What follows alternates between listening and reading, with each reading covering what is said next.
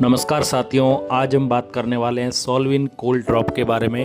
जो छोटे बच्चों के अंदर होने वाले जुकाम, खांसी, हल्का बुखार, नाक से पानी आना, छींक आना, उसके अंदर उपयोग होती हैं। इस दवाई के अंदर 3 फार्मूले आते हैं: पैरासीटामोल, फिनाइलफेरिन और क्लोरोफेनार्मिन। इन तीनों का उपयोग बच्चे के जुकाम को ठीक करने में किया जाता है। और इस दवाई का जो डोज होती है वो वजन और बच्चे के उम्र के अनुसार तय होती हैं। इस दवाई को देने से पहले आपको डॉक्टर से परामर्श जरूर करना है। धन्यवाद।